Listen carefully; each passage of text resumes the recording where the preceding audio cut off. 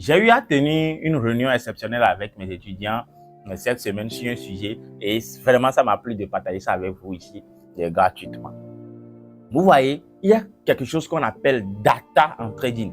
Le data, en fait, c'est que vous, peu importe la stratégie qu'on vous donne, la stratégie, il y a toujours des petites modifications qui évoluent avec la confirmation ou bien avec la stratégie de façon globale avec le temps.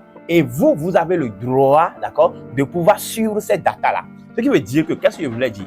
J'ai montré cette semaine, vous allez voir que on vous a montré une stratégie. Mais la stratégie, c'est que l'idée générale de la stratégie, c'est tel, le prix vient dans telle zone, voilà, à tel prix, il faut prendre telle position à telle position avec telle confirmation. Mais l'étudiant qui a appris l'idée générale de la formation doit suivre la stratégie avec des data. Ça veut dire maintenant que si la confirmation était 3 bougies et que pour le trader et pour le coach, c'était 3 bougies la confirmation, le prix vient sur la zone, et bougie 1, c'est un exemple, bougie numéro 1, bougie numéro 2, bougie numéro 3, il faut prendre position là parce que la confirmation est prête.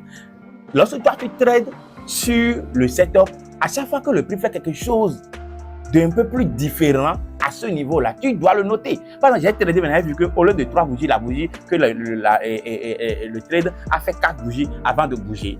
Et il a fait ça aussi demain. Ah, je dois noter. C'est ça, en réalité, le data, c'est ça qu'on appelle encore le journal de trading. Un trader rentable qui est instruit doit savoir noter ces choses-là et savoir que désormais, quand je vais vouloir prendre ma position, il faut que j'attende 3 bougies, il faut que j'attende 4 bougies parce que cette semaine, nous avons eu 4 bougies. Nous avons eu la plupart, c'était 4 bougies, ce n'était pas 3 bougies. Ça ne veut pas dire que la stratégie a changé, mais il y a eu des petites modifications parce que le prix évolue. Toi aussi, tu dois évoluer. Tu ne peux pas rester là, calquer et dire que voilà, comme le coach a dit que c'est 3 bougies et c'est 3 bougies tout le temps. Non, non, non. Tu es en train de faire de graves erreurs.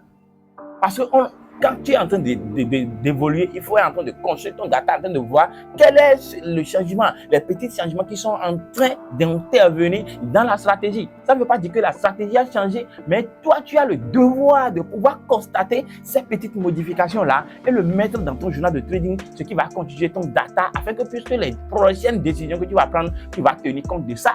C'est ça en réalité. Nous ne sommes pas dans un métier de blague, les gars. On est dans un métier très sérieux et les choses, nous sommes dans un métier le plus dur mentalement.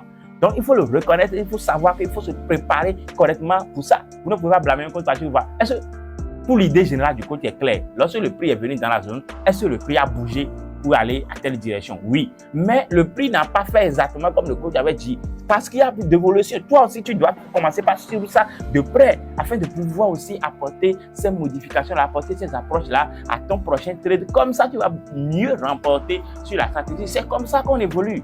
Vous ne pouvez pas rester là seulement et dire que non, que telle chose. J'espère que vous avez compris le message. Et j'espère aussi que ça va vraiment vous aider aussi, vous aussi, dans vos crédits.